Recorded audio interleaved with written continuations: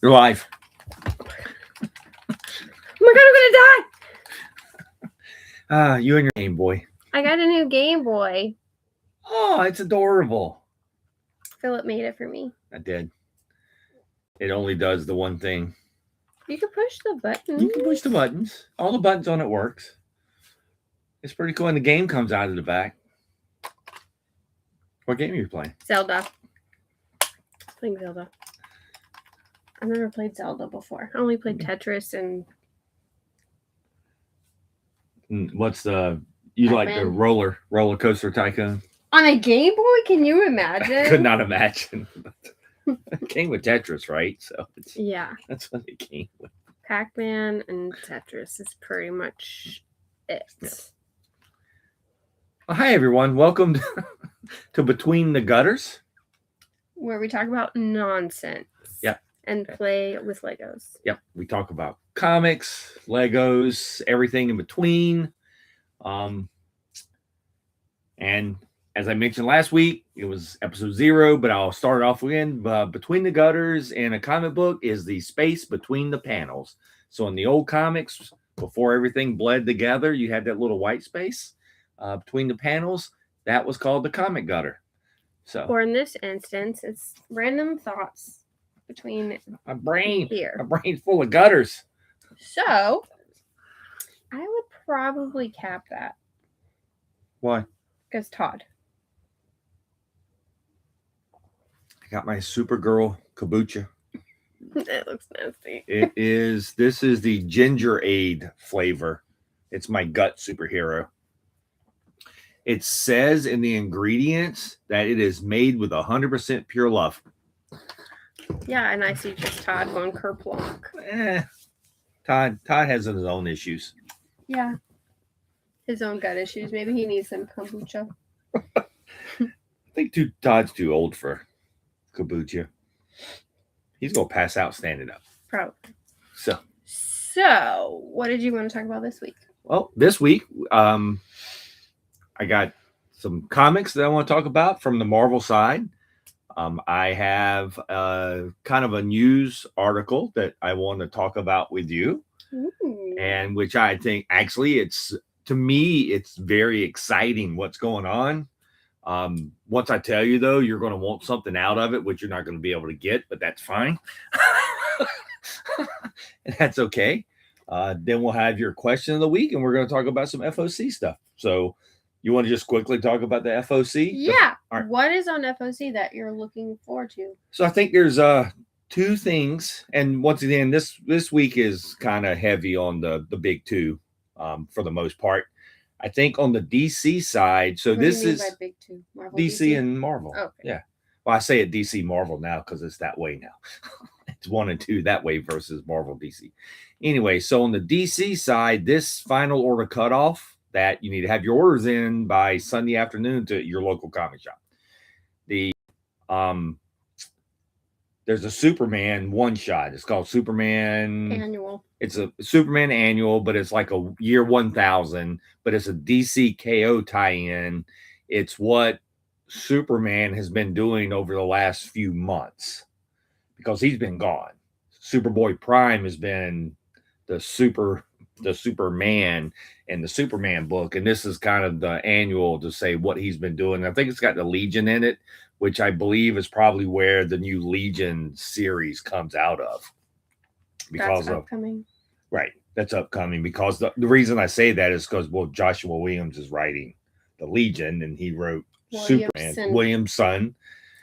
I've been saying it correctly the last few weeks and said it wrong again. So, but Joshua Williams' son has been writing Superman, Williams' son, son. And since he will be handling the new Legion, I'm sure it's all tied in together.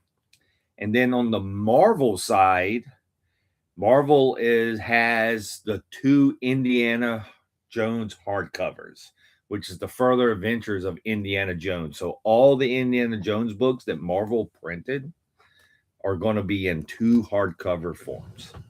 Do we need to bring the table closer? Yeah, that light is like crazy. Well, it's just a light. It's fine. What? You didn't get rid of it at all. Well, there's nothing I can do about that light. It's that light there. There we go. It's, It's gone. now you can scoot it back.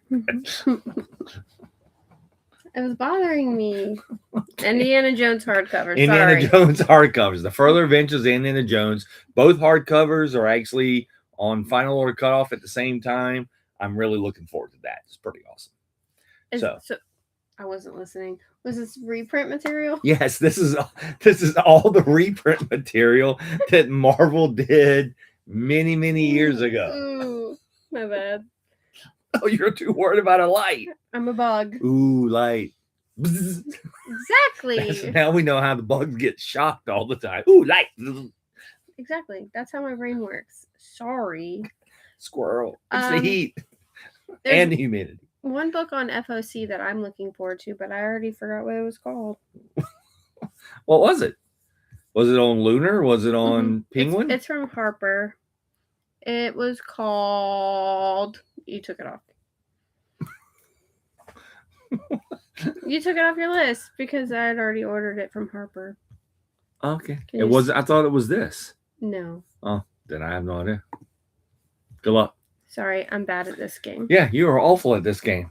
I like a book. You read it. What is it? I'll talk about it when it comes out. But for me, I didn't have a lot that I was ordering. No, it's a tiny final order because it's the 5th week. So it will be a 5th week when the book comes out. It will be a 5th week when the book comes out. You were confusing me when you were saying that. I'm like, no, it's the 1st of the month. What are you it's talking about? Right, because it's Final Order Cutoff. It's a 5th week Final Order Cutoff. But sometimes for holiday weekends, Lunar just doesn't care. No, that's not how it works. It's not how any of that works. They used to put up the FOC late. That has nothing to do with that. That's why I said I didn't know. This is all these books come out all these books that's on Final Order Cutoff come out the last Wednesday of July. Mm-hmm. That's why it's all annuals for DC. Yep. There's Superman annual that you were talking about. Yep. There's a detective annual. Yeah. Yeah. Yeah. There's a handful of things. Mm-hmm. So. Go back to my Zelda game. Sega! Okay. Oh, wait. Sorry. Wrong. So, what is this article? Oh, you want to do the article first? Mm-hmm. All right. So, this week, a bunch of Black-owned comic shops got together, and they have formed a coalition, and it is called the Ink Alliance. So really what they're doing is they've gotten together and they are pulling their resources. It's a bunch of comic shops across multiple states. They pulled together, and so they're basically working together to make all of their lives easier in the industry and to keep everything going and sharing ideas. So I saw someone, Sanford Green, I believe, posted a cover. Yes. Of Static. Yes. And it said it was an Ink Alliance exclusive. That is correct. And you can only get it in stores, and there are none. The closest one to us is in Greensboro, North Carolina, I believe. So, but I'm going to do this. So here are all the Black-owned shops that are part of Ink Alliance, which if you're near them, please go support them. It's Blurred's Underground Comics and Collectibles in LaGrange, Illinois. Do you know what Blurred means? No. It's Black Nerd. Oh, well, there you go. Offbeat in Jackson, Mississippi. Challengers Game and Comics in Atlanta, Georgia. I think we have been there. Probably. The Comic Den in Los Angeles, California. Third Coast Comics in Chicago, Illinois. That's a funny name. It is pretty good. Gulf Coast Cosmo Comics in Houston, Texas. Acme Comics in Greensboro, North Carolina. Cuts and Comics in Noonan, Georgia. Windew's Comics and Collectibles in Claremont, Florida. And Eastgate Comics in High Point, North Carolina. All right, so are we going to Greensboro or High Point? So I think you can, I don't know, you have to look. So I think if they're only doing the exclusive cover, the Sanford Green has done an exclusive cover. This is cool because it's cool for her because Static. It's cool for me because of these shops coming together and working together. So I am, as a person, been in this industry, working in this industry for a long time, I find this really cool. I am really surprised that this hasn't happened sooner. I thought this was something that shops should have done together a long time ago.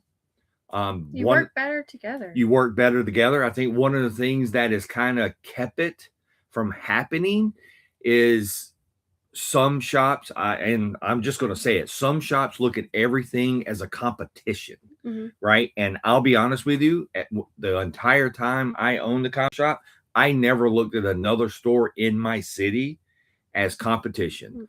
I looked at them as friends and things that we can do stuff with. And you sold out to one of them, so yep. And so that's and that's just that's just how it works. And I think for them, it's going to work because it's comic shop. Well, there's 2 in Georgia and stuff like that, but they're not all in the same city. So I think being spread out is helping them do this. So it's going to probably help them with ordering. It's helping them get these exclusive covers. So you can't order that online from them. You can order it online. It is pickup in store only. So I would imagine eBay for this book is going to be insane. Is my assumption. But I didn't read his whole post because it was really long. Right. But I saw that it was an exclusive, an ink. What is it called? Huh? Ink what? Oh, it's the Ink Alliance. Yeah, sorry. I saw it was the Ink Alliance exclusive, and I didn't know what that meant. Yep, and that's what it is.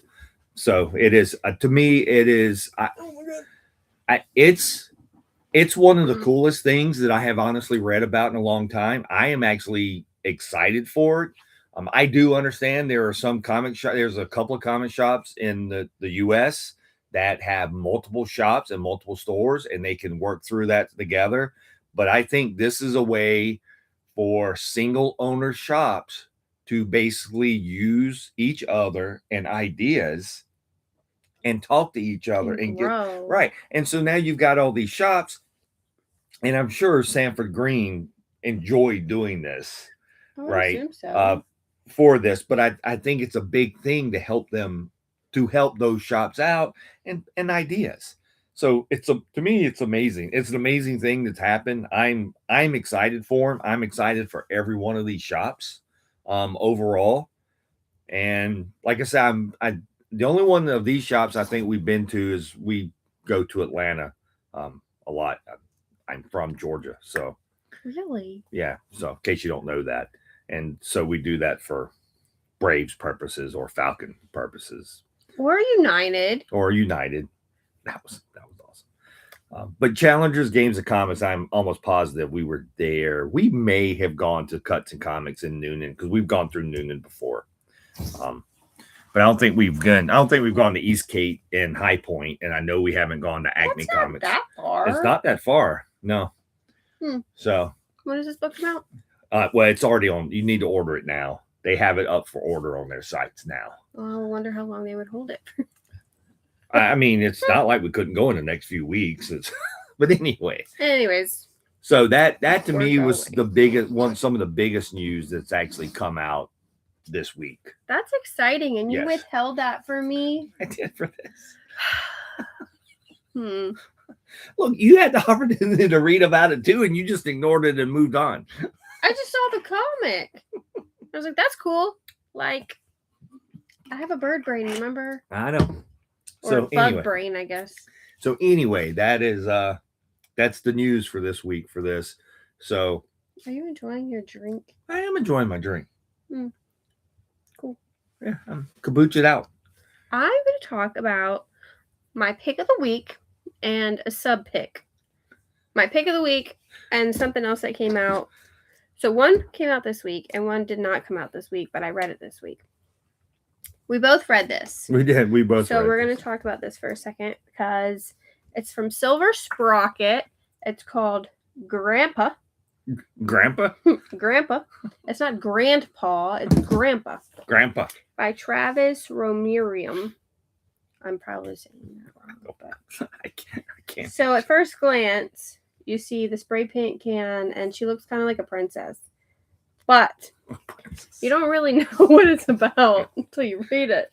I'm still not even sure I know what it's about. And it came, whoa, it came with these stickers.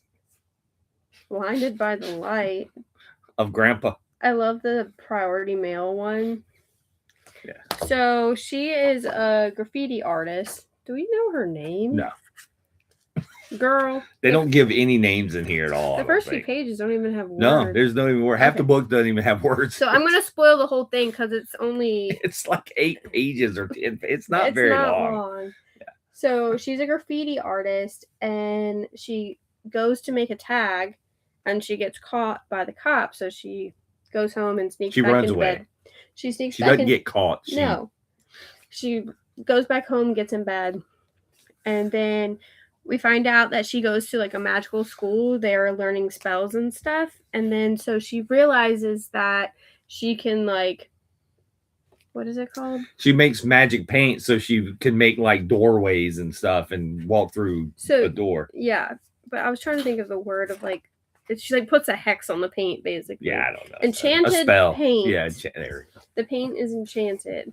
Okay. So then she's making the tag, and then when the police show up, she paints a door, and then she escapes. And then my favorite part is the donuts, isn't it? It's the donuts. She comes back through the door with a box of donuts for the cops. And they're made out of excrement. What is it, a bomb? No, it's donuts. And then it says, I think these donuts are made of piss and shit. And then that's just how it is. That's how it is. Yeah. So it was very random, but it was fun. It was definitely very random. It's Silver Sprocket, so like, what do you expect? But yeah. You get this whole sticker sheet. Ooh, Oh, and there's pages. You get half the book on your sticker sheet. So that came out this week. Yeah. That was fun. Oh, here's how they describe it. A teen witch owns the night, armed with spray paint and a spell book. The cops don't stand a chance. Oh, well, there's your synopsis. There you go. It's on the back of this. It gives the whole book away. No, I'm just kidding. I just gave the whole book away. There's only 3,000 of these made. That tracks for Silver Sprocket. Yeah. It's a limited edition of 3,000. Ooh, But yeah. That's pretty cool. I'm a sucker for a sticker sheet that I'm never going to put on anything. I mean, maybe the Silver Sprocket sticker, because that's cool. They included the logo. I mean, we own a ton of stickers, but we don't. I don't have anywhere to put them. Just start putting them on the wall. Like, I have a bunch on my laptop, but like I hardly use my laptop now because it's old and decrepit. But what do I do with those stickers now? They're stuck on my laptop forever. We'll have to pull that panel off so you can keep them when we get rid of it, I guess. It sounds so ridiculous. I have a Todd over here. He's sleeping. He's sleeping. What's your pick of the week? If you can only pick one. Oh, well, these aren't my picks of the week. These are just books that I wanted to talk about. Oh. My pick of the week was probably the swimsuit special, the Marvel swimsuit special, just because it was stupid fun. Like the whole first story. The whole first story was Namor had a beach party because he wanted to see Sue Storm in a bikini. Oh my God. He wanted Sue Storm to be there without Reed and in a bikini. So how did he get Reed to not be there? Reed's always busy. And he didn't probably want to be there anyway. It sounds like you. I'm not going to a pool party. Have fun without me. Well, it was on the beach. So the beach. Okay, so not pick of the week. Well, I mean, I just wanted to talk about other stuff. So lately, a lot of stuff either has been like indie stuff or DC. I haven't really talked a lot of Marvel, and some of my first love is Marvel, right? Like Amazing Spider-Man. Spider-Man is like my favorite character, right? And I used to love Iron Man. And for a while, to me, once again, some of the stuff that Marvel's been doing, it's just not been my cup of tea. 4th of July reference. So, and DC has been, to me, DC's been out marveling Marvel and a lot of their stories. But I did want to highlight a couple of Marvel books that came out this week that I think is very, very good. First off is, you can hold it up, is Iron Man. Iron Man 7 came out this week. By Joshua Williamson. William hyphen son. Joshua William's son. Williamson. Joshua Williamson. You know, he's the nicest guy too. I've met him a couple of times, and anyway, so he got me to read Superman. I'm still reading Superman because of him, and he's doing a lot of really cool stuff. He started writing Iron Man, and Iron Man's been really good.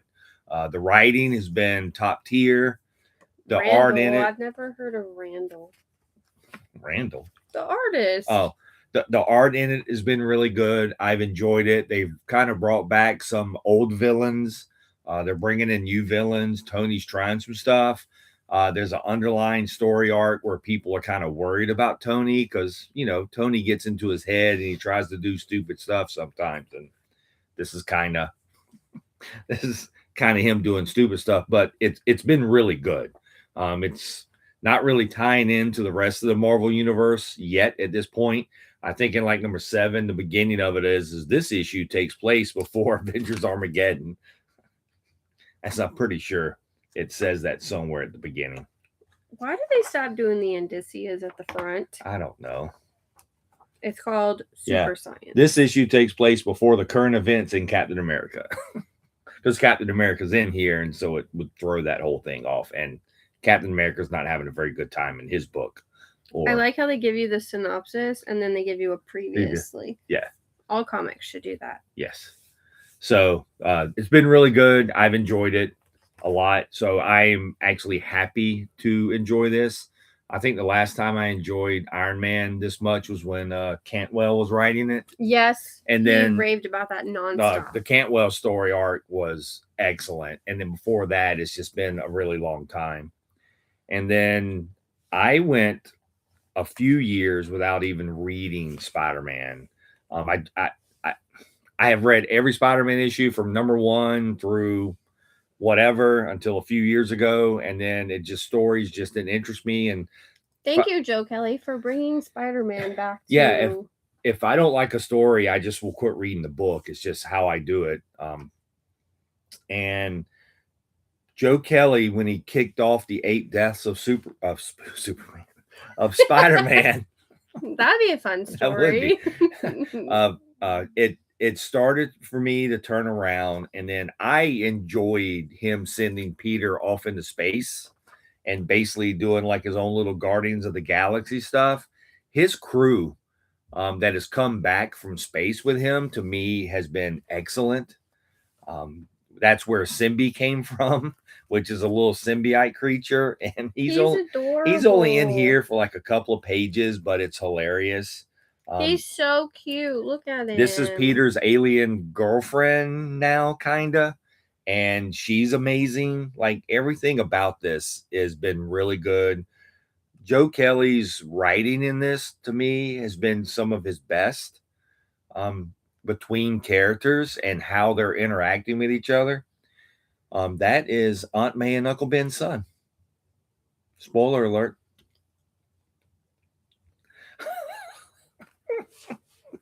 If you haven't read this is not his first appearance. He has shown up multiple times. Hey, there's the hardcovers. Oh, here are the hardcovers you were talking about earlier. You got to bring it over some. Yeah, there we go. Those are the hardcovers on Final Order Cutoff. But anyway, so I just wanted to point out that Marvel is putting out really good stuff. Avengers Armageddon has had a good start, so I'm enjoying that. Did you read the backup story? Yes, it continues into like a X-Men book or something. Okay, so July is Disability Pride Month, so Marvel has some Disability Pride backup stories, and they're doing variants. Right. And I think they're doing a one. Are they doing a one shot? I think they're doing a one shot. I think a one shot's coming out. Yes. So, but Misty Knight is in. Yes. This backup story. Right, and then it continues into. I think it says at the end of that the story continues into X-Men. The backup story continues into X-Men. Uncanny X-Men 31. Right. So there you go. Cool.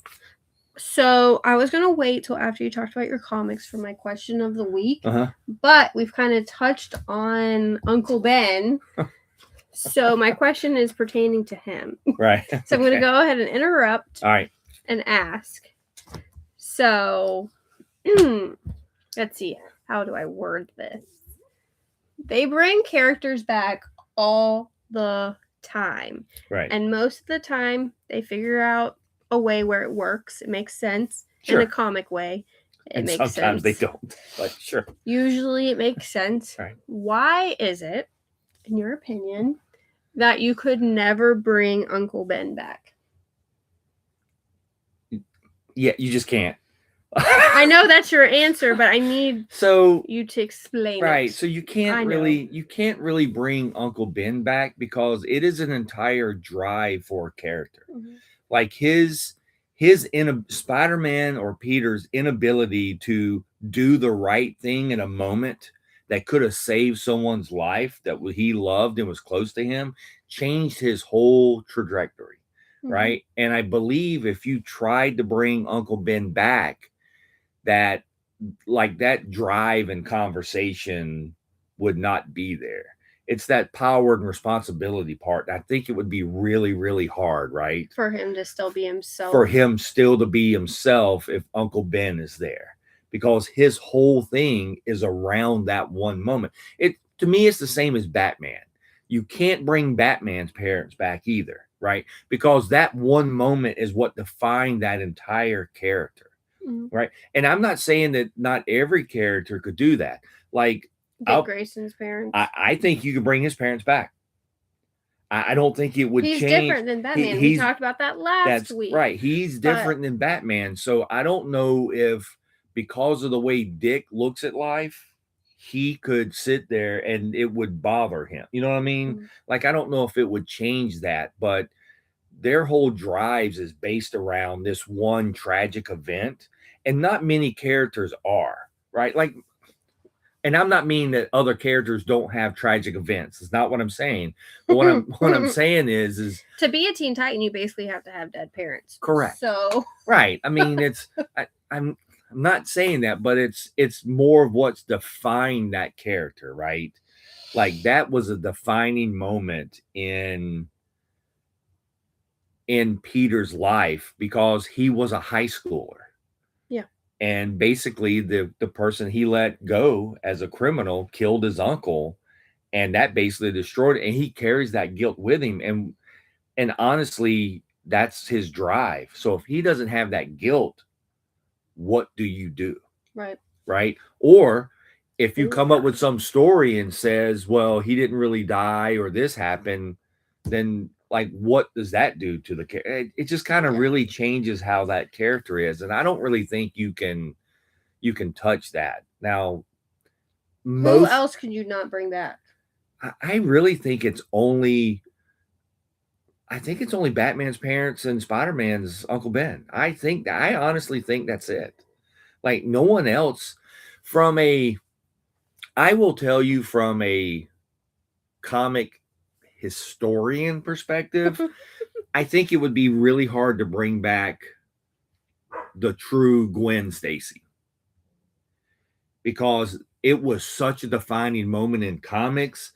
It was almost the first time that you killed a main character in the comic. That was such an important part of that book. Like there were conversations about they were not going to do this and they decided to do it anyway. Yeah. I mean, that death was so much that the Amazing Spider-Man Amazing Spider-Man books that came out in Mexico didn't do the death. It went off on a different tangent. Those books came out with a completely different storyline. And so I think it would be hard to do that from that perspective. But I mean, we've gotten many versions of Gwen now again over time. I just, and the whole thing, and Peter's been married to Mary Jane, and Mephisto split all that up. I just don't know if it matters. The way they're doing the relationship stuff now, I just don't know if today that matters if Gwen came home. Because there wouldn't be any strife between Gwen and Mary Jane now at this point because they're not even dating, right? She's Venom. Like, what the fuck? So weird. Yeah. Why does Marvel do Mary Jane covers every year? Well, this year I think it's the 60th anniversary of her introduction. I feel like they do it every year. They seem to do a Mary Jane cover, at least a cover variance, either every year or every other year, because it might have been a couple of years ago when they did it. I mean, it may have It been feels like every year. but I think I think it's Mary Jane's 60th anniversary or She's an old 65. biddy now. I can't remember. It's either 60 or 65. I apologize. I can't remember the exact year right off the top of my head when she first introduced. I think it's 60. Yeah, I think it's 62. I think because there's 60 also. There's a cover on FOC where she's holding up the balloons. Okay. And so I believe it was 60. a 6 and a 0. Right. So that's it. But yeah, I'm not really sure that you couldn't really bring back anyone else from the dead. Like a lot of people forever said you can't bring Bucky back, but then you got the Winter Soldier storyline, and Brubaker nailed that like to a T to bring that character back. It was like amazing. Like it just was. Like it was one of the greatest stories. We all know Jason Todd didn't stay dead. Yeah, I mean, but like once again, it's just like he's not an important enough character. I'm sorry, he's just not an important enough character. Uncle Ben is very important. Yeah, Uncle Ben is very important to what he did. Now, once again, if you would have just kind of stayed with that original Amazing Fantasy 15 story, his origin that was only like four pages, it may be a little different, but like a lot of writers have written the importance of Uncle Ben over the years, and that really hasn't changed. Yeah. Right. And I think it would be really hard to do that today for what it means. Like I said, the same way with Martha and Thomas Wayne. Like, I just don't know how you would bring them back either because of Batman. That just doesn't even. No. How do you think Ben's son is going to play into Peter's story? Like, mentally? Well, I've been reading comics long enough. I'm assuming that it's going to not end up being their son. Like it could be. It looked like Uncle Ben. That's why I was like, wait, is this going to ruin my question of the day? He looked exactly like Uncle Ben. It's a giveaway. Like, could it be the chameleon or something? Well, so we just found out about this a couple of issues ago. Back to this. Yeah, back to Amazing Spider-Man to answer your question, how it's going to affect. Peter has a lot of anger issues right this second, even about this, because he doesn't know how to handle it, right? And really no one does. Aunt May's even having a hard time with it. So basically, Spider-Man just went to a fight club just to fight. And that is also, Tombstone has a fight club. It's the whole thing. But even the Tombstone lines in this issue was phenomenal. And I thought it was some of the best writing. Joe Kelly's done great writing in this. This is an issue of great writing, I think, for how all the characters are handled. And even with the relationship that he's been having with Tombstone works really well in this. But we'll see. Thank you for answering my question. The book that came out this week puts us at 996. We are 4 away from 1,000. I'm assuming it's all going to come to a head in the issue 1,000. And it may all be okay. Let's go. Yeah. Like, I'm curious at how it's going to play out because, I mean, he knows Peter's secret. That's how he went and got a blood test to find his bloodline because of the whole Death Spiral storyline. But yeah, but I can't really think of anybody else. I mean, if they're dead, bring them back. Once again, just give me a good story. I just don't think Uncle Ben resurrection is believable. I don't think a Martha and Thomas Wayne is believable. I just don't think those storylines could be believable. Once again, we're talking comics, right? But I think from just a history standpoint, it would just be really hard to believe. Like, no one would buy it, right? And then there's going to be some writer that's going to sit there, and even if someone did bring Uncle Ben back and they tried to write a story, the next writer is going to say it was a clone, and we're going to get rid of him again because it just wouldn't work. I think in the long term. Got it. Yep. Cool Story, bro. So you can take a breath. I'm going to talk about what I read this week. And this basically took me all week to read. Charity and Sylvia by Tillie Walden. Tillie Walden is one of my favorite comic creators. She's done On a Sunbeam, which you are going to be reading soon. My favorite sci-fi. And she did the Clementine trilogy that's like in the Walking Dead universe, and a bunch of other stuff. Yeah, I think that came from the Walking Dead video game. Yeah. But anyways, Tillie Walden, she lives in Vermont, and I believe it says in the author's note something along the lines that this project was basically brought to her attention, like, you need to do this. But it's like the first ever known openly lesbian couple in history, and they lived in Massachusetts, Vermont, I don't know. That's why you're telling me. I don't know what you're talking about. They lived in both places, I'm just saying. So this is based on a true story. They were by state? Is that what they... What? No. This is a true story based on a true story about Charity and Sylvia. This book starts like pre-Revolutionary War and goes into the early 1800s. And we know most of this because of their letters and diaries, and everything else in between is kind of made up by Tillie, but, I take that as fact. That's close enough, right? Also, it's just beautiful. It's written almost kind of like short stories, so each page has a title, and then it's just about their daily life and how they met. Yeah, Vermont. See? Vermont.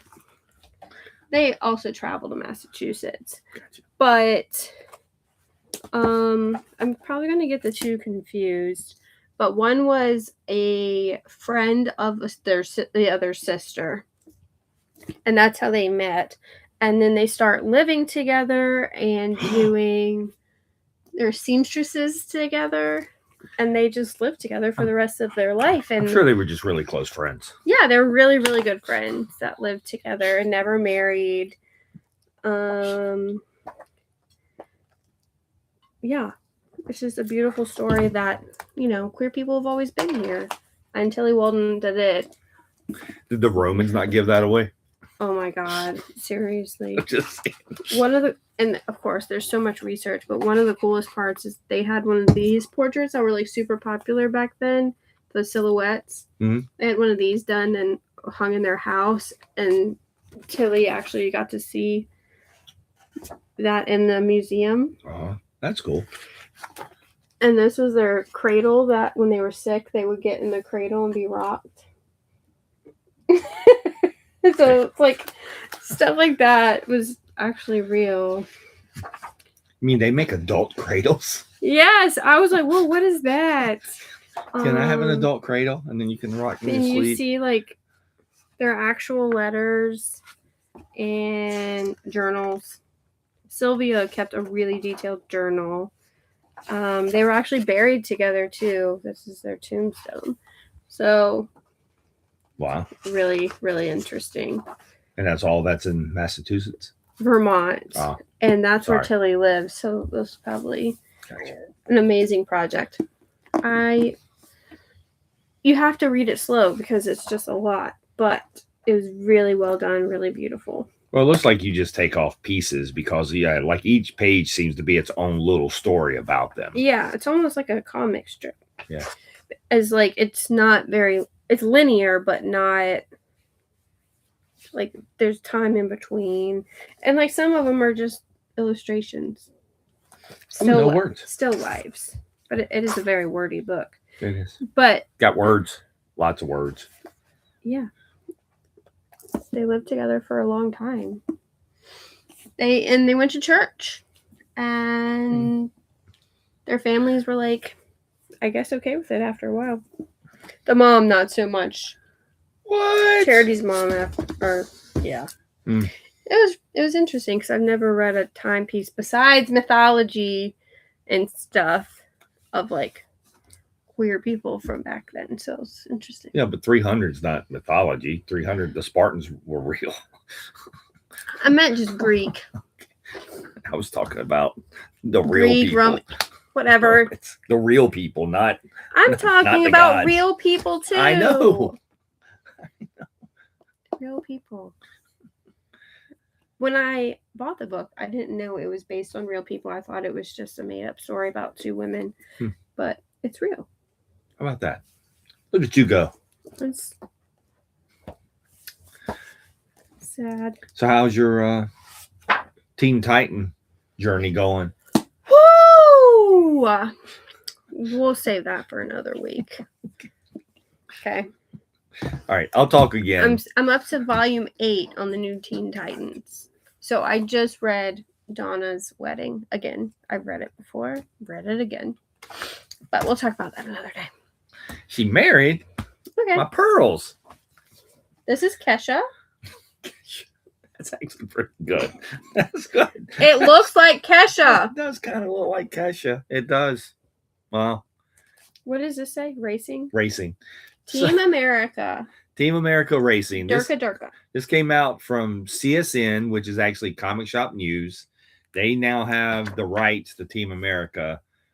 This is a one-shot that just came out this week. The initial way this came out was in the pages of Comic Shop News. There was a Kickstarter for this. Team America was originally basically a comic that came out from Marvel Comics back in, I think it was the early 80s. Sorry, I can't get my I have them somewhere. New Mutants number 5 and That's a whole 6. different thing. Oh. That's not. I was like, what? So there was a 1982. There was okay, yeah, I thought it was early 80s. So there was a company called Ideal back in years ago that made toys. If you're old enough to remember who Evel Knievel is, they're the company that made the Evel Knievel motorcycles, stunt cycles, all of that stuff. Well, Evel Knievel got into some legal trouble. Oopsie. And they had just put all this money into Evel Knievel, and they're like, what do we do? So Ideal came up with this toy line called Team America. They went to Marvel, and they were like, hey, can you help us out with some of this? Because we have the motorcycles, but we don't really have to flesh out anything. So that's where the comic came from. Mm-hmm. And once again, just kind of like Rom the Space Knight, where Parker Brothers owned Rom, Marvel owned everything else. In this instance, Ideal owned almost everything except for the 4 or 5 main characters out of, they own the motorcycles, they own everything. And when the partnership splintered, Ideal got all the stuff back. Marvel kept the main 5 characters. Those 5 characters became New Mutants. They were in like 2 issues of New Mutants, it's the whole thing. But anyway, so that was in the 80s. So now Comic Shop News has gotten the rights to that. So they've put out a single issue, kind of an introduction back to what Team America was and who it is. So it's basically a reimagining of Team America for today. It's dirt bikes instead of stunt cyclists and stuff like that. So it's a motorcycle dirt track racing group that they do stunts, but it's more on a circuit than just like street bikes on the other one. So, you know, and so I got it. I enjoyed it. Once again, it was a lot of fun. My favorite part. Let's start by answering the question we get most often. No, this is not the comic based on that puppet movie by the South Park guys. That was Team America World Police. A fine movie, but this comic is a reimagining of the Team America collaboration between everything that he just said. Yep. Durka. Yeah, Durka. But I still believe this is Kesha. Yeah, sure. I will go with it. This cover does look like Kesha. Or even Amanda Bynes because of those eyebrows. No, she's... No, look at the eyebrows. This girl doesn't do enough drugs. Oh my God. You don't know Kesha's life? You said Amanda Bynes. I was looking at her eyebrows. Kesha, no, I'm not talking about Kesha. You said Amanda Bynes. Kesha's fine. Anyway, so it's, once again, it's just a motorcycle. It's a short little story. It's a 1 issue. They did have it on Kickstarter, but it came out in shops this week. So, yeah, and there's all the history that he said is in the back of the book too. It is. It was pretty cool. I like the way they put this issue together, and it was a good reintroduction. I hope they do more. I hope we get to see more of Team America. She looks not like Kesha in the book, though. She looks more like Amanda Bynes. No, she does not. Maybe the Amanda show, Amanda Bynes. No, I'm just kidding. She's got colorful hair. She does. It's the lips on the cover that gives you the Tesha She's vibe. got lip filler. Yeah. I'm sorry. So anyway, that came out this week too. So your local comic shop may have it. It may not. Richmond Comics is not because he bought the only copy. I think I'm the only one who ordered it. So I would imagine that I was probably the audience for this book. Yeah. And I was the only audience. There was a time if you put a motorcycle in a comic, I got it. It's still true today. For the most part, yes. On the cover, yes. On the cover, yes. I will still get a book with a motorcycle on the cover for the most part. So. I'm almost at level 9. I got it. I'm just kidding. I've watched it scroll up 3 more times. Whee! So what else we got? That's all Anything I got. else? That's all we got this week? Yep. So, all right. Well, cool. Well, that's our breakdown this week of stuff and news and other things. Sure you don't have anything else? Nope. You answered my question. All righty. Well, we'll be back next week. We'll do it all again. We'll have some new books to dissect. I'm sure she'll come up with a new question that we can talk more about. Yeah. Argue about. Argue. It's just your opinion. People, you like to ramble. What? I don't know what you're talking about. All right, everybody. Have a good one. Like you do. Yep. Have a good one. We'll see you next Friday. Bye. Bye.